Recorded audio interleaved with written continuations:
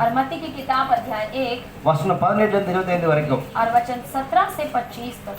மத்தேயு முதலாவது அதிகாரம் मत्ती की किताब अध्याय 1 முதலாம் அதிகாரம் 1ஆம் அதிகாரம் chapter 1 17 இருந்து 25 வரைக்கும். और वचन 17 से 25 तक. இயேசு கிறிஸ்துவுடைய ஜனனத்தின் விவரமாவது, அவருடைய தாயாகிய மரியாள் யோசேப்புக்கு நியமிக்கப்பட்டிருக்கையில் அவர்கள் கூடி வரும் முன்னே அவள் பரிசுத்த ஆவியினாலே கர்ப்பவதியாள் என்று காணப்பட்டது. அவள் புருஷனாகிய யோசேப்பு நீதிமானாக இருந்து அவளை அவமானப்படுத்த மனதில்லாமல் ரகசியமாய் அவளை தள்ளிவிட யோசனையாக இருந்தான். அவன் இப்படி சிந்தித்துக் கொண்டிருக்கையில் கர்த்தருடைய தூதன் சொப்பனத்தில் அவனுக்கு காணப்பட்டு, தாவீதின் குமாரனாகிய யோசேப்பே, உன் மனைவியாகிய மரியாளை சேர்த்துக் கொள்ள பயப்படாதே. அவளிடத்தில் உற்பத்தியாக இருக்கிறது பரிசுத்த ஆவியினால் உண்டானது. அவளது குமாரனை பெறுவாள். அவருக்கு இயேசு என்று பெயரிடுவாயாக, ஏனெனில் அவர் தமது ஜனங்களின் பாவங்களை நீக்கி அவர்களை ரட்சிப்பார் என்றான். यीशु मसीह का जन्म इस प्रकार से हुआ कि जब उसकी माता मरियम की मंगनी यूसुफ के साथ हो गई तो उनके इकट्ठे होने से पहले ही वह पवित्र आत्मा की ओर से गर्भवती पाई गई। अतः उसके पति यूसुफ ने, जो धर्मी था और उसने बदनाम करना नहीं चाहता था, उसे चुपके से त्याग देने का विचार किया। जब वह इन बातों के सोच ही में था तो प्रभु का स्वर्गदूत उसे स्वप्न में दिखाई देकर कहने लगा, हे यूसुफ, दाऊद की संतान, तू अपनी पत्नी मरियम को अपने यहाँ ले आने से मत डर, क्योंकि जो उसके गर्भ में है वह पवित्र आत्मा की ओर से है। वह पुत्र जनेगी और तू उसका नाम यीशु रखना, क्योंकि वह अपने लोगों को उनके पापों से उद्धार करेगा। यह सब इसलिए हुआ कि जो वचन प्रभु ने भविष्यद्वक्ताओं के द्वारा कहा था वह पूरा हो। देखो, एक कुमारी गर्भवती होगी और वह पुत्र जनेगी और उसका नाम इम्मानुएल रखा जाएगा, जिसका अर्थ है परमेश्वर हमारे साथ। तब यूसुफ नींद से जागकर प्रभु के दूत की आज्ञा के अनुसार अपनी पत्नी को अपने यहाँ ले आया, और जब तक वह पुत्र न जनी तब तक वह उसके पास न गया और उसने उसका नाम यीशु रखा।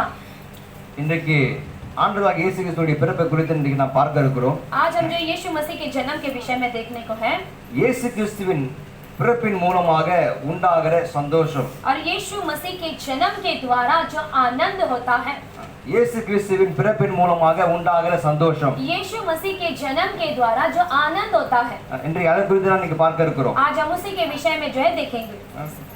பாருங்க, ஆண்டவராகிய இயேசு கிறிஸ்துவின் பிறப்பை குறித்து अभी यीशु मसीह के जन्म के विषय में जो है, மோசே முதற்கொண்டு எல்லா தீர்க்கதரிசிகளும் முன் அறிவித்தார்கள். और मूसा से लेकर सारे भविष्यद्वक्ताएं जो है इसके विषय में भविष्यवाणी की।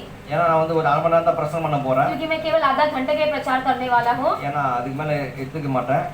उससे ज्यादा समय नहीं लूंगा। அதனால எவ்வளவு முக்கியமா சொல்ல வேண்டுமோ நான் சீக்கிரமா போக வேண்டியதா இருக்குது. तो जितनी तेजी से हो पाए उतनी तेजी से मैं जाऊंगा और जो भी मुख्य बात है बताऊंगा। ஆண்டவர் இயேசு கிறிஸ்துவின் குறித்து எல்லா தீர்க்கதரிசிகளும் முன்பதாகவே முன்னறிவித்தார்கள். और प्रभु यीशु मसीह के जन्म के विषय में जो है पहले से सारे भविष्यद्वक्ताओं ने भविष्यवाणी की थी। இயேசு கிறிஸ்துவின் பிறப்பு முழு மனு குலத்தையும் திரும்பி பார்க்க வைத்தது. और यीशु मसीह का जन्म जो है वह सारे मानव जाति को मुड़कर देखने में व्यस्त करता है। காரணம் இயேசுவின் பிறப்பு முற்றிலும் வித்தியாசமானதாக இருந்தது. क्योंकि यीशु मसीह का जन्म जो है पूरी रीति से कुछ अलग प्रकार का था। ஏனென்றால் நாம் எல்லாரும் பாருங்க, ஒரு ஆணுடைய வித்தின் மூலமாக நாம் எல்லாரும் பிறக்கிறோம். क्योंकि हम सभी का जन्म जो है एक पुरुष के अंश से जो है हम जन्म लेते हैं। ஒரு ஆணுடைய வித்து இல்லாமல் எந்த ஒரு பிள்ளையும் பெற்றெடுப்பது முடியாத ஒரு காரியமா और இருக்கிறது. एक पुरुष की मदद के बिना कोई भी बच्चे को जन्म देना यह असंभव है। ஒரு ஆணும் பெண்ணும் திருமணமாகி அவர்கள் பிள்ளைகளை பெற்றெடுக்கிறார்கள். और एक लड़का या लड़की या स्त्री या पुरुष जो है विवाह होने के बाद वह एक होने के बाद एक बच्चे को जन्म देते हैं। ஆனால் இயேசு கிறிஸ்துவுடைய பிறப்பு என்பது எந்த ஆணுடைய வித்து இல்லாமல் எந்த பாவத்தின் கரை இல்லாமல் அவர் பிறந்தார். परंतु यीशु मसीह का जन्म जो है बिना कोई पुरुष के मदद के, बिना कोई पुरुष के वंश से जो है उसने जन्म लिया। ஆண்டவராகிய இயேசு எப்படி பிறப்பார் என்று பாருங்க. பிதாவாகிய தேவனே முன்கூட்டியே அவர் அறிவித்து விட்டார். और प्रभु यीशु मसीह कैसे जन्म लेगा इसे पिता परमेश्वर ने पहले से ही उसने भविष्यवाणी कर दी। அவர் முன்கூட்டியே அறிவித்திருக்கிறார். और उसने पहले से उसके विषय में बता दी। எங்க அறிவித்திருக்கிறார்? और कहाँ उसने बताया है? ஆதியாகமம் उत्पत्ति की किताब 3வது அதிகாரம் अध्याय 3 15வது வசனம். और वचन 15। ஆதியாகமம் उत्पत्ति अध्याय 3வது அதிகாரம் 3 15வது வசனம். और वचन 15। உனக்கும் ஸ்திரீக்கும் உன் வித்துக்கும் அவள் வித்துக்கும் பகை உண்டாக்குவேன். அவர் உன் தலையை நசுக்குவார், நீ அவர் குதிகாலை நசுக்குவாய் என்றார்। और मैं तेरे और स्त्री के बीच में और तेरे वंश और उसके वंश के बीच में वैर उत्पन्न करूंगा। और वह तेरे सिर को कुचल डालेगा तो उसकी एड़ी को ढसेगा। இந்த இடத்துல பாருங்க, பிதாவாகிய தேவன் முன்பதாகவே இங்கே முன்னறிவித்திருக்கிறார். और यहाँ पर देखे पिता परमेश्वर ने पहले से ही भविष्यवाणी की है அவரே அவர் சொல்லி இருக்கிறார். और स्वयं परमेश्वर ने कहा है। எல்லோ கவனிங்க, அவர் என்ன சொன்னார் அவரு? और उसने क्या कहा?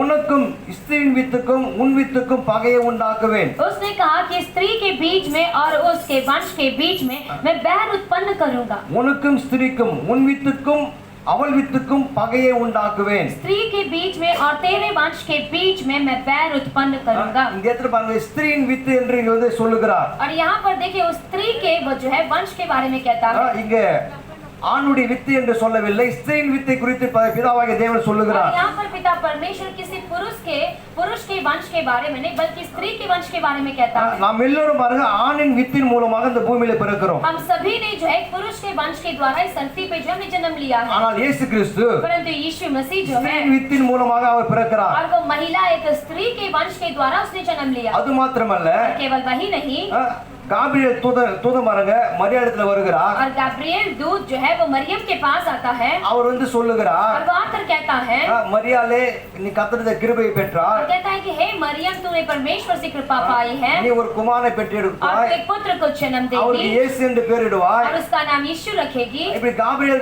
தூதன் வந்து சொல்லும்போது और जब ऐसे गैब्रिएल जो है स्वर्गदूत आकर कहता है, அது வந்து நீங்க வந்து பாருங்க, லூக்கால வந்து முதலாவது அதிகாரம் 26 ல இருந்து 38 வசனங்கள் இருந்து பார்க்கலாம். तो आप इस वचन को जो लूका की किताब अध्याय 1 में आप देख पाओगे। அந்த இடத்துல गाब्रिएल தூதன் வந்து சொல்லும்போது और वहां पर जब गैब्रिएल स्वर्गदूत आकर कहता है, இது மரியாளுக்கே பெரிய ஒரு ஆச்சரியமா இருக்கிறது. और ये मरियम के लिए एक चक्के की आश्चर्यचक्के की बात थी। மரியாளுக்கே ரொம்ப ஆச்சரியமா और இருக்கு பாருங்க. मरियम स्वयं जो है वो चकित हो गई, ஏன்னா இந்த மரியா வந்து யோசேப்புக்கு வந்து நியமிக்கப்பட்டிருக்கிறார். क्योंकि ये मरियम जो है यूसुफ के लिए तय की गई है அவங்க இரண்டு பேர் வந்து திருமணமாக இருக்கிறார்கள். और वो दोनों की जो है विवाह होने को ஆனா है, அவர் திருமணம் ஆவதற்கு முன்பதாகவே परंतु विवाह होने से पहले ही பரிசுத்த ஆவியானவர் மூலமாக அவள் கர்ப்பவதி ஆகிறாள். और पवित्र आत्मा के द्वारा जो है वो गर्भवती हो गई, கர்ப்பவதி ஆகிறா और பாருங்க. वो गर्भवती हो गई। அவள் गाब्रिएल தூதன் வந்து சொல்லும்போது और जब गैब्रिएल दूत आकर जब कहता है, அவளுக்கே இது வந்து ஆச்சரியமா இருக்கு. और वो स्वयं जो है चकित हो गई, எந்த ஒரு புருஷனுடைய இது இல்லாம எப்படி எனக்கு வந்து ஆகும்? और बिना कोई पुरुष के वंश के बिना ये मेरे लिए कैसे संभव है? எல்லோருக்கும் தெரியும் பாருங்க. और ये सभी को पता है। எந்த ஒரு கணவனுடைய வித்தின் மூலம் வித்து இல்லாம பாருங்க குழந்தை வந்து பெற்றெடுப்பது முடியாத ஒரு காரியம். और एक पति के अंश के बगैर जो है एक बच्चे को जन्म देना यह असंभव की बात है। இதெல்லாம் மனதில் வைத்துக்கொண்டு और ये सभी बातों को मन में रखते हुए மரியா வந்து கேக்குறா, और मरियम आकर पूछती है, गाब्रिएल தூதன்கிட்ட கேக்குறா, और गैब्रिएल दूत से आकर वो पूछती है, எப்படி இது வந்து நடக்கும்? और ये कैसे संभव है? அதுக்கு அவர் சொல்றாரு பாருங்க, और इसलिए वह कहता है, உங்களுடைய இனத்தாலாகிய எலிசபெத்து அவ மலடியா இருந்தும் அவள் கர்ப்பவதியா இருக்கிறாள். और तेरी जो रिश्ते में जो एलिजाबेथ नामक एक महिला है वो बांझ होने पर भी जो है अभी वो गर्भवती है। எத்தனையோ வருஷமா எலிசபெத் வந்து திருமணமாகி பிள்ளை பெறாம இருக்கிறா. और कई वर्षों से जो है एलिजाबेथ के विवाह हो गया है और उसका कोई संतान नहीं है, இப்ப அவ கர்ப்பவதியா இருக்கா. और अभी वो गर्भवती है அவளுக்கு 6வது மாசம். और उसका ये 6वां महीना है। இதெல்லாம் சொல்லிட்டு और ये सब कहने के बाद அதுக்கப்புறமா சொல்றாரு, और इसके बाद कहता है, தேவனால கூடாத காரியம் ஒன்றுமே இல்லை. और परमेश्वर से ना हो सके ऐसा कुछ भी नहीं है। எல்லோரும் சொல்லுங்க, और सभी बोले, தேவனால கூடாத காரியம் ஒன்றுமே இல்லை. और परमेश्वर से ना हो सके ऐसा कुछ भी नहीं है। எல்லோரும் சொல்லுங்க, सभी बोले, தேவனால கூடாத காரியம் ஒன்றுமே இல்லை. परमेश्वर से ना हो सके ऐसा कुछ भी नहीं है। பாருங்க, இது வந்து அவ வந்து மனதில் வைத்துக் கொள்ளுகிறார். देखिए इस बातों को अपने मन में रख ले, ஏன்னா எல்லா பெண்களுக்கு பாருங்க இது வந்து பாருங்க யோசிக்கக்கூடிய ஒரு விஷயம் தான். क्योंकि हर एक महिलाओं को जो है इस बात के बारे में विचार करने वाली बात ஒரு है। பெண் வந்து ஆண் இல்லாம எப்படி பிள்ளை பெற்று எடுப்பது? अभी एक महिला एक स्त्री जो है बिना पुरुष के वंश के बगैर वो कैसे बच्चों को जन्म அப்படி दे? பெற்று எடுத்தாலும் உலகம் என்ன பேசும்? और यदि वैसे जन्म दे तो संसार क्या कहेगा? எவ்வளவு கேவலமா பேசுவாங்க. और ये दुनिया वाले कितनी निर्लज्जता की बात करेंगे? இதெல்லாம் சிந்தித்து பார்த்து தான் வந்து கேக்குறா. और ये सब विचार कर ही वो स्वर्गदूत से पूछती है, தேவதூதன்கிட்ட கேக்குறா, और स्वर्गदूत से वो पूछती है, எப்படி இது வந்து நடக்கும்? और ये कैसे संभव है? அப்பதான் தேவதூதன் சொல்றாரு, और तभी स्वर्गदूत कहता है, தேவனால கூடாத காரியம் ஒன்றுமே இல்லை. और परमेश्वर से ना हो सके ऐसा कुछ भी नहीं है। ஒன்றுமே இல்ல பாருங்க. ऐसा कुछ भी नहीं है। பிள்ளை பெறாம எலிசபெத் எத்தனையோ வருஷங்களா இருந்தா அவளுக்கு பிள்ளை உண்டானது और एलिसबेथ देखिए कई वर्षों से वो बांझ थी, उसका कोई संतान नहीं था और वो वहां पर गर्भवती हुई। தேவனால் கூடாத காரியம் ஒன்றுமே இல்லை. और परमेश्वर से ना हो सके ऐसा कुछ भी नहीं है, ஒன்றுமே இல்ல பாருங்க. ऐसा कुछ भी नहीं है। இவ கர்ப்பவதி ஆன உடனே और जैसे ही गर्भवती हो गई யோசேப்பு வந்து பாருங்க, और यूसुफ जो है அவன் வந்து ஒரு நல்ல ஒரு மனிதன் பாருங்க. और वो एक बहुत ही अच्छा इंसान था। இப்போ எனக்கும் பாருங்க இந்த பெண்ணுக்கு கல்யாணம் ஆக போகுதுன்னா, अभी देखिए मेरे को और मुझे और इस स्त्री के साथ, इस लड़की के साथ मेरा विवाह हो रहा है तो பாருங்க ஏற்கனவே பாருங்க ஒரு பொண்ணு வந்து கர்ப்பவதி ஆயிட்டா. अभी देखिए पहले से एक महिला है जो गर्भवती हो गई है, ஆனா गर्भवती ஆன உடனே எப்படி गर्भवती ஆனாலும் நமக்கு தெரியவே தெரியாது. जब वो गर्भवती हो जाती है और पता भी नहीं कि कैसे ही गर्भवती हुई, அவன் எவ்வளவு கேவலப்படுத்துவான் பாருங்க. और वो कैसे उसकी निंदा करेगा आपको पता है, அவ்வளவு கேவலப்படுத்துவாங்க. इतनी उसकी निंदा करेंगे। ஆனா அந்த யோசேப்பு परंतु यूसुफ जो था அப்படி எதுவுமே பண்ணாம ऐसे कुछ भी ना करते हुए டீசென்ட்டா बड़े अच्छे से, அப்படியே தனியா நழுவிங்கன்னா போயிடலாம் அப்படின்னு और நினைச்சிருந்தாங்க. वो चाहता था कि मैं यहाँ से इससे छोड़कर हट जाऊं, போயிட்டான் பாருங்க. போறதுக்கு யோசனை இருக்கிறான். और वो हटने की जो है वहाँ पर विचार कर रहा था। அவன் தூங்கும் போது और जब वो सो रहा था திரும்ப காபிரியல் வந்து और பேசுறான். फिर से वो स्वर्गदूत आकर उससे बात करते हैं யோசேப்பே நீ வந்து பயப்படாத. और कहता है कि यूसुफ तुम मत डर।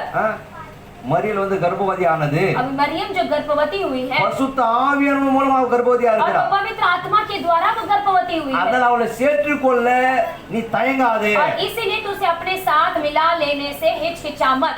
அவருக்கு வந்து இம்மானுவேல் என்று और பேரிடுவாயாக. वही पुत्र को जनेगी और तू उसका नाम इम्मानुएल रखना, அப்படி வந்து சொல்றாரு பாருங்க. ऐसे वो उसे कहता है। அப்பதான் யோசேப்பு வந்து சேர்த்துக்கொள்றாரு. और तब जाकर यूसुफ जो अपनी पत्नी को वो अपने साथ में ले लेता है, அப்பதான் சேர்த்துக்கொள்றாரு और பாருங்க. तभी वो अपने साथ मिला लेता है।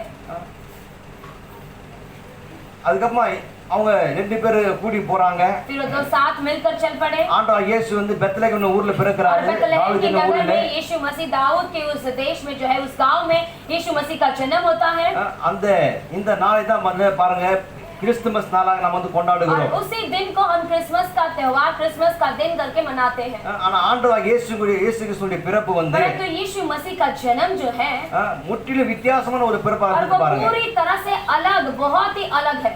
பரிசுத்த ஆவியானவர் மூலமாக அவர் பிறந்தார். और पवित्र आत्मा के द्वारा यीशु मसीह जन्मा எந்த था, ஒரு பாவத்தின் கரை இல்லாமல் बिना कोई पाप के दाग के, அவர் பிறந்தார் और பாருங்க. उसने जन्म लिया। அவர் இந்த பூமியில பிறப்பதற்கு और वो इस धरती पर जन्म लेने के लिए நோக்கம் இருந்தது. उसका उद्देश्य था, மனு அவதாரம் எடுத்து இந்த பூமியிலே அவர் और பிறந்தார். मन अवतार लेकर इस दुनिया में उसने जन्म लिया, இந்த உலகத்திற்கு அவர் வந்து வந்தார் பாருங்க. और इस दुनिया में वो आया। அவர் இந்த உலகத்தை பிறப்பதற்கு என்ன காரணம்? और इस दुनिया में जन्म लेने का कारण क्या था? ஏனென்றால் அந்த முழு உலகத்தையும் ரட்சிக்கும்படிக்காக ताकि इस पूरे दुनिया का उद्धार करने के लिए மனுஷகுமாரன் வந்தார். और मनुष्य का पुत्र आया। லூக்கா 19 அதிகாரம் और लूका की किताब अध्याय 19 में 10வது வசனத்தை பார்க்க முடிகிறது. और वचन 10 में आप देख सकते हैं, இந்த முழு உலகத்தையும் ரட்சிக்கும்படிக்காக மனுஷகுமாரன் வந்தார் பாருங்க. और इस पूरे दुनिया का उद्धार करने के लिए मानव का पुत्र आया। அவர் கன்னில் மரியாள் வயிற்றின் மூலமாக பிறந்ததுதான் அவருடைய வருகை எல்லாம் நினைக்கிறாங்க. और सभी को लगता है कि मरियम, कुंवारी मरियम की कोख से जन्म लेना ही यीशु मसीह का आगमन है, அப்பதான் வந்து என்ட்ரன்ஸ் ஆக நினைக்கிறாங்க. और उन्हें लगता है कि तभी यीशु मसीह इस दुनिया में आता है। ஆனா இவர் ஆதியிலே பிதாவோடு கூடவே இருந்தார். परंतु आप देखेंगे तो आदि में यानी शुरुआत से ये पिता के संग இந்த था, முழு உலகத்தை சிருஷ்டிக்கும் போது அவர் தேவனோடு கூட और इस இருக்கிறார். पूरी दुनिया की रचना होते वक्त भी वो पिता के साथ में था, மூன்று பேரும் சேர்ந்து அந்த உலகத்தை और वो சிருஷ்டிக்கிறாங்க. तीनों मिलकर इस दुनिया की रचना करते हैं। பிதாவும் குமாரனும் பசுத்தாவும் தான் மூணு பேர் சேர்ந்து இந்த உலகத்தை சிருஷ்டிக்கிறாங்க. और पिता, पुत्र और पवित्र आत्मा ये तीनों एक होकर इस दुनिया को बनाते हैं। பார்க்கல ஜலத்தின் மீது ஆவியானவர் அசைவாடி கொண்டிருந்தார். तो आपने देखा होगा इस वचन में कि जल के ऊपर पवित्र आत्मा मंडरा रहा था, இவங்க மூணு பேர் சேர்ந்து और சிருஷ்டிக்கிறாங்க. ये तीनों मिलकर जो इसकी रचना कर रहे थे। ஏன் அவன் இந்த பூமிக்கு வர வேண்டியதா और இருந்தது? क्यों उसे इस दुनिया में आना था? ஏனென்றால் क्योंकि இந்த முழு உலகத்தையும் ரட்சிக்கும்படிக்காக इस पूरे दुनिया का उद्धार करने के लिए மனிதன் ஏந்து போனதை அதை தேடவும் ரட்சிக்கவுமே மனுஷகுமாரன் இந்த உலகத்திலே வந்தார். और मनुष्य ने जो खो दिया है उसे ढूंढ निकाल कर उनका उद्धार करने के लिए मनुष्य का पुत्र इस दुनिया में आया, அதான் மனு அவதாரம் என்று சொல்லுகிறோம். और उसी को हम कहते हैं कि उसने मन अवतार लिया, இன்கார்னேஷன் என்று और சொல்லுகிறோம். उसे हम कहते हैं कि वो मन अवतार लेकर आया।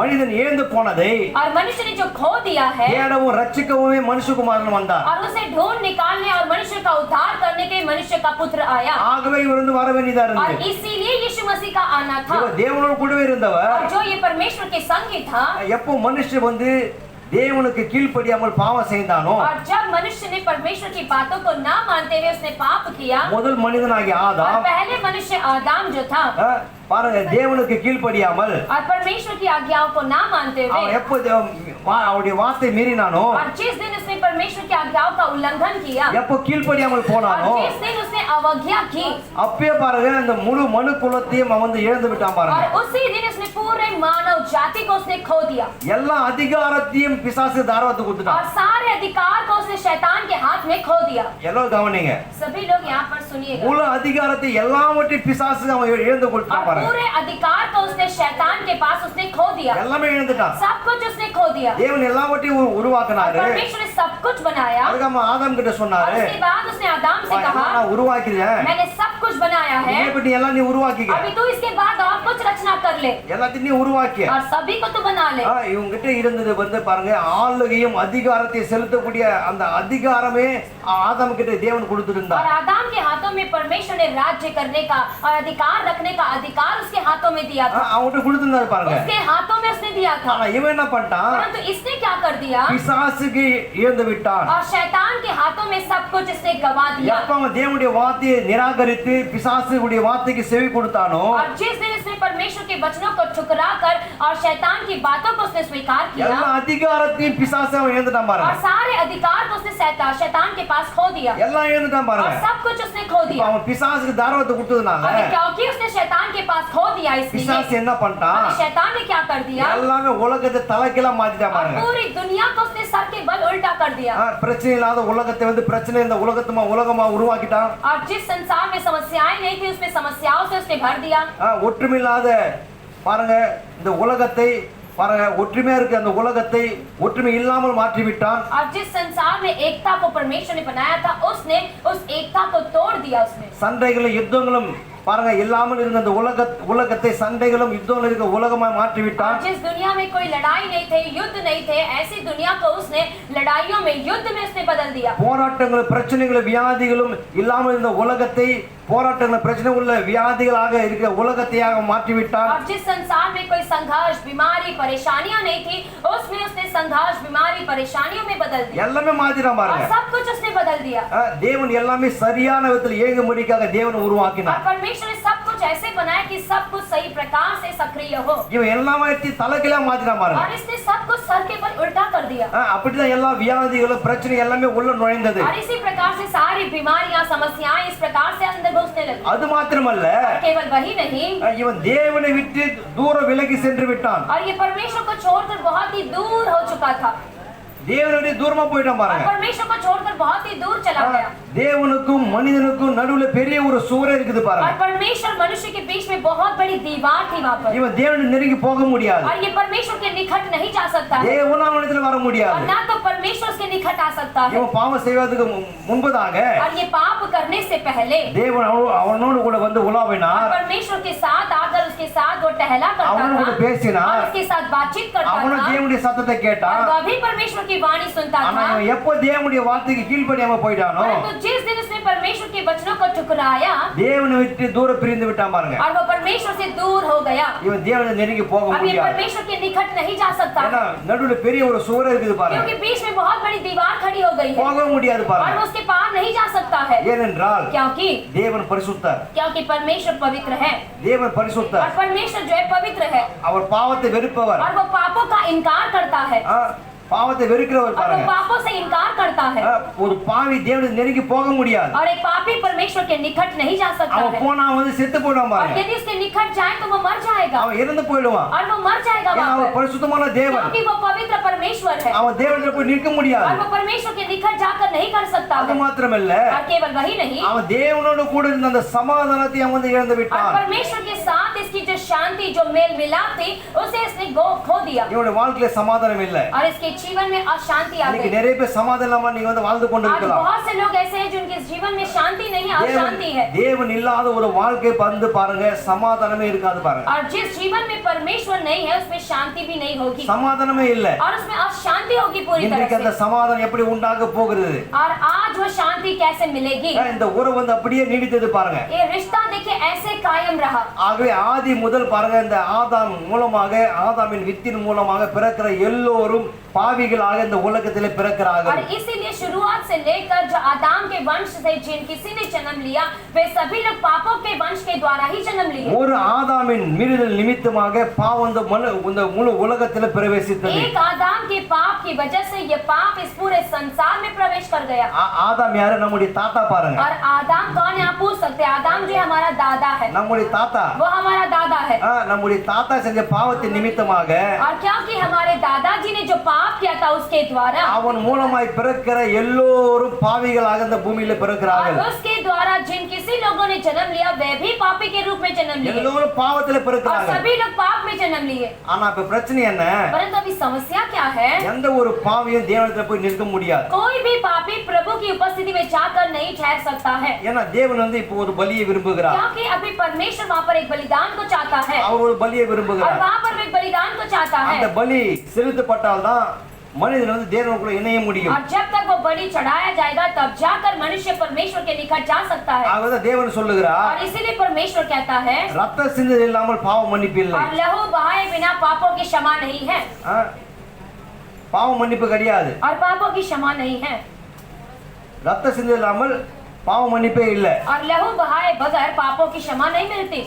ஒரு மனுஷன் பாருங்க, இந்த மனுஷனுடைய பாவங்கள் நிவர்த்தியாக வேண்டுமென்றால், மன்னிக்கப்பட வேண்டுமென்றால் அவனுக்காக ரத்த சிந்தப்பட வேண்டியது அவசியமாக இருக்கிறது. यदि एक मनुष्य के पाप का निवारण चाहिए, उसको क्षमा किया जाना चाहिए, तो एक लहू की आवश्यकता है वहाँ पर। ரத்த சிந்தல் இல்லாம பாவ மன்னிப்பு இல்ல. और लहू बहाए बगैर पापों की क्षमा नहीं है। பாவம் செய்யற ஆத்மா சாகவே சாகும். और जो आत्मा पाप करेगा वो मरेगा ही मरेगा। எல்லோரும் கவனிங்க. और सभी लोग यहाँ पर सुनिएगा। ரத்த சிந்தல் இல்லாம பாவ மன்னிப்பு இல்ல.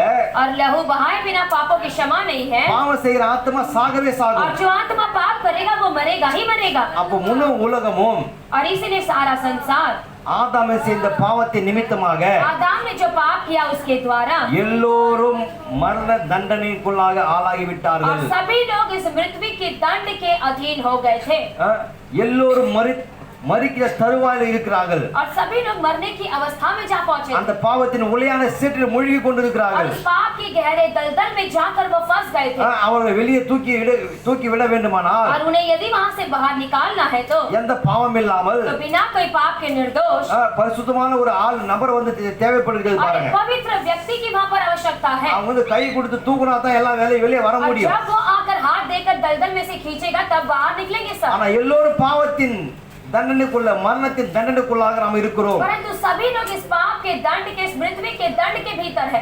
ஆகவேதான் இதை சரி கட்டும்படிக்காக, और इसीलिए उसे ठीक करने, सुधारने के लिए, சரி கட்டும்படிக்காக और उसे ठीक और सुधारने के लिए தேவனுடைய குமாரன் இயேசு கிறிஸ்து இந்த உலகத்திலே அவர் நம்மை தேடி வருகிறார். और परमेश्वर का पुत्र प्रभु यीशु मसीह इस इंसान को ढूंढता हुआ इस दुनिया में आता है। அவன் இந்த பூமியில பிரவேசிக்கும் போது அந்த நாள் பாருங்க, நம்ம கிறிஸ்துமஸ் நாளாக और கொண்டாடுகிறோம். जब वो संसार में प्रवेश किया उसी दिन को हम क्रिसमस का करके मनाते हैं। கிறிஸ்துமஸ் நாள் என்று பாருங்க, எல்லாம் டெக்கரேஷனோ, கேக்கோ, பிரியாணியோ சாப்பிட்டு சந்தோஷமா டான்ஸ் எல்லாம் ஆடிட்டு போறது, அதோட கிறிஸ்துமஸ் முடிஞ்சு போறது கிடையாது. देखिए क्रिसमस के दिन हमने नाचा, गाया, खाया, पिया, नए कपड़े पहने, डेकोरेशन किया और चल पड़े, बस यहीं तक क्रिसमस नहीं है। நிறைய பேர் கிறிஸ்துமஸ்னா டான்ஸ் ஞாபகம் வரும், और बहुत से लोगों को क्रिसमस बोले तो नाचने की याद आ जाएगी, கிஃப்ட் ஞாபகம் வரும், और मुझे गिफ्ट मिलेगा वो याद आएगा। நமக்கு என்ன கிஃப்ட் கொடுப்பாங்களா, क्या हमें कुछ गिफ्ट मिलेगा वहाँ पर? இது இப்படியெல்லாம் ஞாபகம் வரும் பாருங்க. और पता नहीं क्या क्या याद आते என்ன हैं। நல்லா பிரியாணி போடுவாங்களா, क्या अच्छा सा बिरयानी खिलाएंगे हमें, போன வருஷம் சிக்கன் பிரியாணி போட்டாங்க, और पिछले साल तो चिकन बिरयानी खिलाया, இந்த வருஷம் மட்டன் பிரியாணி போடுவாங்களா. क्या ये साल फिर मटन बिरयानी देंगे?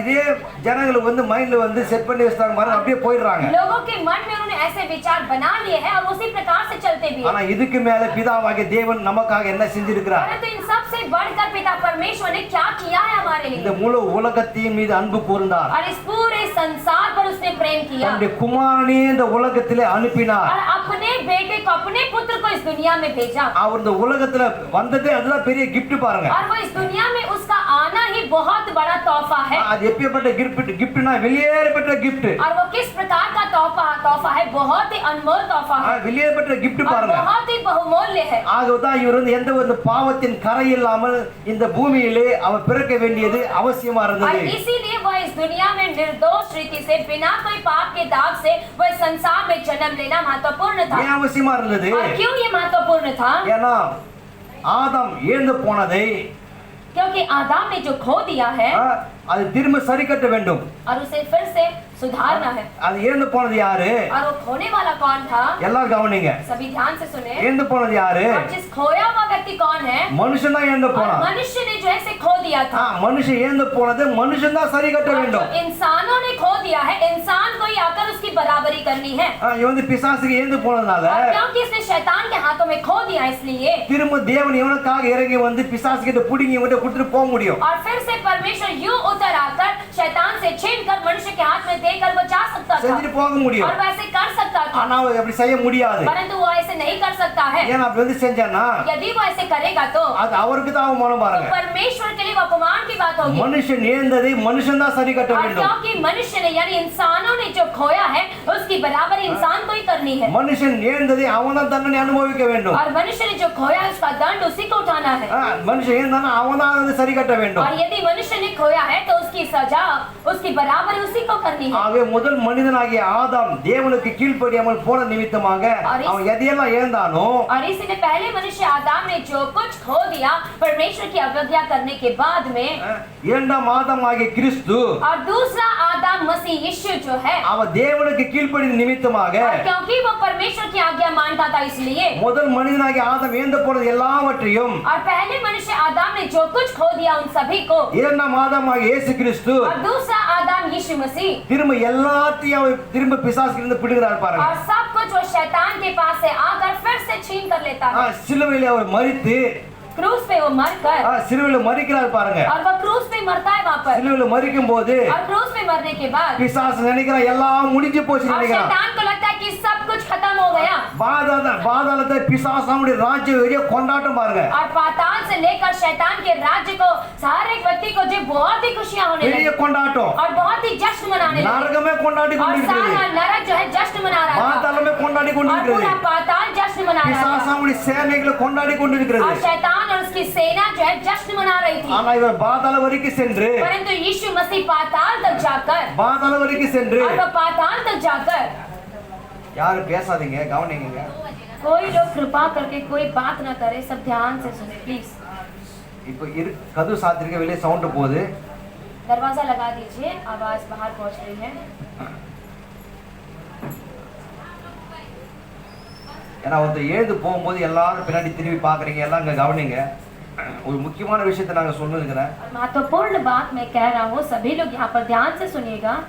அவர் பாதாள வரைக்கும் சென்று और वो पाताल तक जाकर இயேசு சிலுவையில மரிக்கும் போது और यीशु मसीह क्रूस पे मरते वक्त பிசாசும் அவனுடைய நரகமும் பாதாளமும் பெரிய ஒரு கொண்டாட்டத்துல இருக்குது और பாருங்க. शैतान और उसकी सेना उसका पाताल बहुत ही बड़े जश्न में है பெரிய கொண்டாட்டத்துல और இருக்குது. बड़ी जश्न उत्सव मना அவங்க रहे थे நினைக்கிறாங்க நம்ம தான் ஜெயிச்சிட்டோம் और उन्हें लगा कि हम जीत गए எல்லாம் முடிஞ்சது. और सब कुछ यहाँ पर खत्म हो गया. ஆனா இயேசு மரித்து परंतु यीशु मसीह मरकर பாதாள வரைக்கும் वो சென்று पाताल तक जाकर பிசாசையும் அவருடைய சேனைகளை சூறையாடி और शैतान और उसकी सेनाओं को जीत कर அவருடைய பல்லை எல்லாவற்றையும் உடைத்து उनके सारे दांतों को तोड़कर அவன் ஆதாம் கிட்ட பிடிங்கிற எல்லா அதிகாரத்தையும் और उसने आदम से जो कुछ अधिकार को छीन लिया था திரும்ப எடுத்துக்கொண்டு और फिर से उसे அவன் लेकर வெளியாரங்கமான और கோலமாக்கி उसे खुल्लम खुल्ला उसका तमाशा बनाकर அவன் மூன்றாவது நாளே வெற்றி और சிறந்தார். तीसरे दिन बची उठा அவன் உயிர் தெளிந்தார். और बची उठा உயிர் தெளிந்தார் और பாருங்க. बची उठा तीसरे दिन. இன்றைக்கு அப்பேற்பட்ட வல்லமையான கிறிஸ்து आज वैसा सामर्थशाली मसीह வெற்றி சிறந்த கிறிஸ்து और जीता हुआ मसीह உங்களுக்குள்ளாக और வாசம் वो பண்ணுகிறார். आप में निवास करता है உங்களுக்குள்ளாக और வாசம் वो आप பண்ணுகிறார். में निवास करता है. மனுஷன் தேவனை விட்டு பிரிந்திருக்கிறார். अभी मनुष्य परमेश्वर से अलग हो गया था அவன் பிரிந்திருக்கிறார். और वो अलग हो गया அவன் था சமாதானம் और இருக்கிறார். उसमें अशांति थी அவனுக்கு பெரிய ஒரு தடியா और இருந்தது. उसके बीच में बड़ी दीवार और रुकावट थी. ஆனா இவன் சிந்தின ரத்தத்தின் நிமித்தமாக परंतु इसने जो लहू बहाया उसके द्वारा இவன் சிந்தின ரத்தம் வந்து பரிசுத்தமான और ரத்தம். इसने जो लहू बहाया वो पवित्र लहू எந்த था பாவத்தின் கரையில்லாம और बिना ரத்தம். कोई पाप के दाग के लहू. ஆனா தேவன் விரும்புகிறது परंतु परमेश्वर जो चाहता है ரத்தம் சிந்தலாம் பாவ மன்னிப்பு இல்ல. बिना लहू बहाए पापों की क्षमा नहीं பாவம் होती செய்கிற ஆத்மா சாகவே और சாகும். पाप करने वाली आत्मा मरेगा ही அப்ப मरेगा. பார்க்கும்போது எல்லா மனுக்குலமும் மரண தண்டனை और இருந்தார்கள். तो यदि असल में देखा जाए तो पूरा मानव जाति जो है मृत्यु के दंड में था மரண தண்டனை और இருந்தார்கள். मृत्यु के दंड में थे. ஆனா இவள் வெளியேற ரத்தத்தை எந்த பாவத்தின் கரையில்லாம ரத்தத்தை சிந்தும் போது परंतु जब इसने अपने अनमोल लहू को बिना कोई पाप के दाग के पवित्र लहू को जब इसने बहाया அந்த மரண தண்டனையிலிருந்து நம்மை விடுவித்தார். और उस मृत्यु दंड से उसने हमें छुड़ाया மரண தண்டனை நம்மை விடுவித்தது மாத்திரமல்ல और केवल मृत्यु दंड से छुड़ाया ही नहीं அதோடு நமக்கு நித்திய ஜீவனை उसके தந்திருக்கிறார். साथ ही साथ उसने हमें अनंत जीवन दिया है, பாவத்தின் நிமித்தமாக நாம் மரிக்க வேண்டியதா இருந்தது, क्योंकि पाप की वजह से हमें जो है वहाँ पर मरना था, மரிக்க வேண்டியதா இருந்தது. हमें मरना था, ஆனா இவர் ரத்தத்தை சிந்தின நிமித்தமாக, तो इसके लहू बहाने के द्वारा நம்ம மீட்டெடுத்தது நிமித்தமாக, और इसके छुड़ाए जाने के द्वारा எல்லா பாவத்திலிருந்தும், सारे पापों से, பிசாசு சங்கிலிகளிலிருந்தும், सारे शैतान के எல்லா जंजीरों से, வியாதிகளிலிருந்தும், सारी बीमारियों எல்லா से, பிரச்சனைகளிலிருந்தும், सारी समस्याओं எல்லா से, सारे போராட்டங்களிலிருந்தும், संघर्षों से எல்லாவற்றையும் நம்மை மீட்டெடுத்து और நிமித்தமாக, सब कुछ से उसने हमें छुड़ाया है, எல்லாவற்றையும் மீட்டெடுத்து और நிமித்தமாக सब कुछ से उसने हमें छुड़ाया है, இப்ப इसलिए நமக்கு ஒரு வாழ்க்கை தந்திருக்கிறார். अभी उसने हमें एक जीवन प्रदान किया है, அது என்ன வாழ்க்கை? और वो कैसा जीवन, அதுதான் நித்திய और ஜீவன். वो अनंत जीवन है, அதுதான் நித்திய और ஜீவன். वो अनंत जीवन है। அல்லேலூயா, हालेलुया, அல்லேலூயா. हालेलुया। அப்பேற்பட்ட ஒரு ஜீவனை நமக்கு தந்திருக்கார் और பாருங்க. वैसा जीवन उसने हमें दिया है, அப்பேற்பட்ட ஜீவனை और தந்திருக்கிறார். वैसा जीवन उसने हमें दिया है। எல்லோரும் கிறிஸ்துவ என்ன நினைக்கிறாங்கனாக்கா, முழு உலகம் என்ன நினைக்கிறாங்க, மரித்தாக்கா திரும்பி நம்ம வந்து எழுந்துக்குமா அப்படின்னு நினைக்கிறாங்க. और सारा दुनिया सभी लोगों को ऐसे लगता है यदि कोई मर जाए तो वो कैसे जी उठ सकता है दोबारा, இந்த நித்திய ஜீவன் எப்ப உண்டாகும்? और ये अनंत जीवन कब होगा, எப்ப और உண்டாகும்? ये कब होगा। இந்த பூமியில பாருங்க, நம்ம வந்து தற்காலிகமாக நம்ம வந்து வாழ வேண்டியதா और इस இருக்குது. संसार में कुछ फिलहाल के लिए कुछ समय के लिए हमें जीना இந்த है, உலகத்தை விட்டு நம்ம பிரிந்து போகும்போது, और जब हम इस दुनिया से अलग हो जाएंगे, அதுக்கப்புறமா தான் பாருங்க நமக்கு தேவன் நமக்கு நித்திய ஜீவனையே தருகிறார். और उसके बाद ये परमेश्वर हमें अनंत जीवन देता है, அவர் வந்து எல்லாரையும் வந்து உயிர் எழுப்ப போறாரு. और वो सभी को वहाँ पर जिलाएगा। எப்ப வருவா சொல்ல आप முடியாது. बता नहीं सकते कि यीशु मसीह कब आएगा, அவருடைய வருகை நிகழ்ந்து ரொம்ப இக்கட்டா இருக்குது பாருங்க. और उसका आगमन बहुत ही नजदीक है, சமயமா இருக்குது. और बहुत ही नजदीक அவர் है, எப்பனாலும் और வருவாரு. वो कभी चाहे आ सकता அவர் है, எல்லாரும் உயிர் எழுப்புவாரு. और वो सभी को जिलाएगा, அங்க பாவிகளுக்கும் நீதிமானுக்கும் நியாய தீர்ப்பு நடக்கும். और वहाँ पर पापियों के लिए धर्मियों के लिए वहाँ पर न्याय किया जाएगा, நீதிமான்கள் என்றென்றைக்கும் தேவனோடு கூடவே और இருப்பார்கள். धर्मी जो है सदा के लिए परमेश्वर के संग रहेंगे, தேவனுடைய பிள்ளைகள் எல்லோரும் அவரை தரிசிப்பார்கள். और परमेश्वर के बच्चे उनको दर्शन पाएंगे, அங்க வியாதிகள் இல்ல, கலக்கம் இல்ல, சஞ்சலிப்பு இல்ல, எதுவுமே இல்ல பாருங்க. और वहाँ पर ना तो बीमारी, ना तो चिंता है, ना कोई आंसू, ना कोई संघर्ष वहाँ पर है, அங்க வந்து 80 வயசு 100 வயசும் और கிடையாது. वहाँ पर 80 साल 100 साल नहीं, அங்க வந்து நித்திய ஜீவன், वहाँ अनंत का सदा அங்க का जीवन, மரணமே இல்லை. और वहाँ पर मृत्यु नहीं है, மரணமே இல்லை. और वहाँ पर मृत्यु नहीं है, சதா காலமும் நாம் தேவனோடு கூட ஆளுகை செய்வோம். और सदा काल जब परमेश्वर के संग राज्य करेंगे, அப்பேற்பட்ட ஜீவனை அவர் நமக்கு और தந்திருக்கிறார். वैसा जीवन उसने हमें दिया है, அப்பேற்பட்ட ஜீவனை और தந்திருக்காரு. वैसा जीवन उसने हमें दिया எந்த है, ஒரு மனுஷன் தர முடியாத அந்த வாழ்க்கையை அவர் நமக்கு தந்திருக்கிறார். और कोई मनुष्य हमें ना दे सके वैसी जिंदगी उसने हमें दी है, இந்த வாழ்க்கை தரும்படிக்காக தான் தேவனுடைய குமாரன் நமக்காக அந்த உலகத்தில் நம்மை தேடி வந்தார். और ये जिंदगी देने के लिए परमेश्वर का पुत्र हमें ढूंढता हुआ इस दुनिया में आया, அவர் நம்மை தேடி और வந்தார். वो हमें ढूंढता हुआ இந்த आया, உலகத்துல பிரவேசித்தார். और इस दुनिया में उसने प्रवेश किया। இப்ப மனிதன் வந்து பாருங்க, தேவனோடு நெருங்கி போக முடியும். अभी मनुष्य परमेश्वर के निकट जा सकता है, தேவனோடு நெருங்கி போக और முடியும். परमेश्वर के निकट जा அவன் सकता है, சமாதானம் இல்லாம இருந்தான். और क्योंकि वो अशांति के साथ இப்ப था, தேவனோடு நெருங்கி போக अभी முடியும். वो परमेश्वर के निकट जा அப்பா सकता है, பிதா என்று கூப்பிட और उसे முடியும். हे पिता करके उसे पुकार सकता है, அவரோடு கூட நெருங்க முடியும். और उसके नजदीक को जा सकता அவன் है, சத்தத்தை கேட்க और முடியும். उसकी आवाज को सुन सकता है, ஏனென்றால் क्योंकि இவனுக்காக தண்டனை இயேசு கிறிஸ்துவின் ரத்தம் செலுத்தப்பட்டு और ஆயிற்று. इसके दंड के लिए यीशु मसीह का लहू वहाँ पर बहा दिया गया है,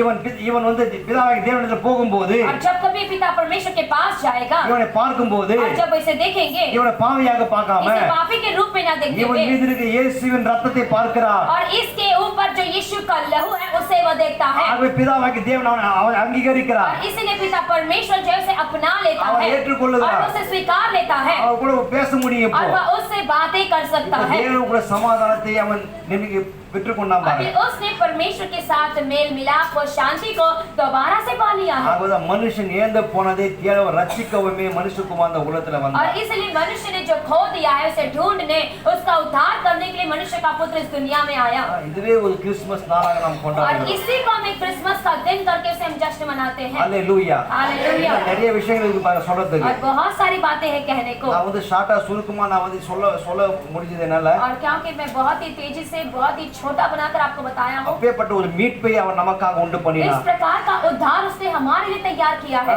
அப்பேற்பட்ட மீட்பை அவர் நமக்கு உண்டு इस பண்ணினா प्रकार பாருங்க. के उद्धार को, छुटकारा को उसने तैयार किया, இதெல்லாம் முடிஞ்சிட்டு நம்மள எல்லாம் விட்டுட்டு ஒண்ணு அப்படியே விட்டுட்டு போறது மட்டும் இல்ல, और ये सब कर सब समाप्त करके वो जाने के बाद केवल वही नहीं, அவர் ஒவ்வொரு நாள் நம்மோடு கூட இருக்கிறார். और वो हर एक दिन हमारे संग रहता है, அவருடைய பேர் வந்து और இம்மானுவேல். उसका नाम इम्मानुएल है। அல்லேலூயா. हालेलुया, அல்லேலூயா. हालेलुया। இம்மானுவேல் என்பதற்கு इम्मानुएल यानी कि தேவன் நம்மோடு கூட இருக்கிறார் என்ற அர்த்தம். परमेश्वर मेरे संग है, इसका अर्थ है। எல்லா வேலை முடிஞ்ச உடனே நம்ம ரட்சித்து விட்டு நம்ம மீட்டெடுத்து விட்டு நமக்கு நித்திய ஜீவனை தந்துட்டு அவளை நம்ம எல்லாம் அனாதையை விட்டுட்டு போயிடல. और जब सारा काम खत्म हो गया, हमारा उद्धार करने के बाद, हमें अनंत जीवन देने के बाद, हमें छुड़ाने के बाद, हमें अनाथों के रूप में छोड़ कर नहीं चला இன்னைக்கு गया। நிறைய பேர் சொல்றாங்க, आज बहुत से लोग कहते हैं என் கணவன் இல்லையே, मेरा पति नहीं है, என் மனைவி இல்லையே, मेरी पत्नी नहीं है, என் பிள்ளைங்க இல்லையே, मेरे बच्चे नहीं हैं, நான் ரொம்ப தவிக்கிறேன், मैं बहुत ही तड़प रहा நம்ம हूँ, வந்து வாடி வதங்குகிறேன், मैं बहुत ही यहाँ पर मुरझा गया எனக்கு हूँ ஆறுதல் சொல்ல யாருமே இல்ல, और मुझे तसल्ली या शांति देने के लिए कोई नहीं है, எனக்கு சமாதானத்தை சொல்ல யாருமே இல்ல, मुझे शांति देने के लिए कोई नहीं है, ரொம்ப கஷ்டமா இருக்குது. बहुत ही तकलीफ हो रही है। அப்படி நீங்க ஒருவேளை நினைக்கிறீங்களா இருந்தா हो सकता है यदि आप ऐसे सोचने वाले हो, நான் சொல்லுகிறேன், और मैं आपसे कहता हूँ இம்மானுவேல் ஆகிய தேவன் உங்களோடு கூட இருக்கிறார், इम्मानुएल परमेश्वर आपके साथ है உங்களோடு கூட இருக்கிறார், और वो आपके संग है, ஒவ்வொரு இமைப்பொழுதும் அவர் உங்களோடு கூட இருக்கிறார், और हर एक पल वो आपके साथ நீங்க है, எங்க போனாலும் அவர் உங்களோடு கூட இருக்கிறார், आप जहाँ कहीं जाओ वो आपके संग रहता நீங்க है, எங்க போனாலும் அவர் உங்களோடு கூட இருக்கிறார், आप जहाँ जाओ वो आपके साथ रहता அவர் है, உங்களோடு கூட இருப்பது और நிமித்தமாக क्योंकि वो आपके साथ रहता है इसलिए உங்களுடைய வாழ்க்கை சமாதானமா और இருக்கும், आपकी जिंदगी शांति पूर्वक होगी, குடும்பத்துல और சமாதானமா आपके இருக்கும், परिवार में शांति होगी, வேலையில சமாதானமா आपकी இருக்கும், नौकरी में शांति होगी, எல்லாவற்றையும் சமாதானமா और हर இருக்கும். क्षेत्र में हर बातों में शांति, சமாதானத்தை தேவன் உங்களோடு கூட இருக்கிறார், क्योंकि शांति का राजकुमार या शांति का प्रभु आपके संग रहता है, ஒவ்வொரு நாள் உங்களோடு கூட இருக்கிறார். और प्रत्येक दिन वो आपके साथ रहता நீங்க है। அநேக வேலை நினைக்கிறாய் தேவ என் கூட இல்லையா அப்படின்ட்டு, आप कई बार ऐसे सोचते होंगे कि क्या परमेश्वर मेरे संग नहीं है, நீங்க அவரை கை விட்டால் அவங்க கையை பிடிச்சுனே இருக்காங்க, यदि आप उसका हाथ छोड़ दे तो भी वो आपका हाथ थामे रहता உங்க है, கையை பிடிச்சுனே இருக்கிறாரு, अब आपके हाथों को थामे रहता है, வந்து வார்த்தையின் தேவன். क्योंकि वो वचनों का परमेश्वर है। அவர் என்ன சொன்னாரு, और उसने क्या कहा, நான் உன்னை விட்டு விலகுவதும் இல்லை உன்னை கைவிடுவதும் இல்லை, ना तो मैं तुम्हें कभी छोड़ूंगा ना मैं तुम्हारा हाथ कभी छोड़ूंगा, உன்னை விட்டு விலகுவதும் இல்லை உன்னை கைவிடுவதும் இல்லை. और उसने कहा कि मैं तुम्हें ना छोड़ूंगा ना तुम्हारा हाथ कभी त्यागूंगा, அவர் ஒவ்வொரு நாளும் உங்களோடு கூட இருக்கிறார், और वो प्रत्येक दिन आपके संग रहता है, வருடத்தின் 365 நாட்கள் அவர் உங்களோடு கூட இருக்கிறார், और साल के 365 दिन वो आप ही के साथ रहता है, உங்களோடு கூட वो இருக்கிறார், आप ही के साथ அவர் रहता है, உங்களோடு கூட இருப்பது और நிமித்தமாக क्योंकि वो आपके साथ रहता है इसलिए உங்களுடைய வாழ்க்கையில தோல்வி கிடையாது, आपकी जिंदगी में कोई हार या पराजय नहीं है, ஏமாற்றங்கள் இல்ல, और कोई धोखा या कन्नी फसावट नहीं, नहीं, आंसू नहीं, கவலைகள் இல்ல, चिंताएं नहीं, எப்போது நிம்மதி உண்டா और இருக்கும், सदा के लिए सुख और चैन समाधान होगा उंडा और रखो। शांति होगी, ஏன்னா அவர் நம்மோடு கூட இருக்கிறார், क्योंकि वो हमारे संग है, அவர் நம்மோடு கூட இருப்பது மாத்திரமல்ல और क्योंकि वो हमारे संग है मतलब केवल वही नहीं, அவர் நமக்குள்ளாகவே வந்து और விட்டார், वो हमारे अंदर आ चुका है, அவர் நமக்குள்ளாக வந்து और விட்டார். वो हमारे अंदर आ चुका है। அல்லேலூயா, हालेलुया। அல்லேலூயா. கர்த்தர் உங்களை ஆசீர்வதிப்பாராக. प्रभु आप सभी को आशीष करे, எல்லோருக்கும் கிறிஸ்துமஸ் நல்வாழ்த்துக்கள். और आप सभी को क्रिसमस की ढेर सारी बधाइयाँ, happy Christmas. Happy Christmas Merry आप सभी Christmas. को।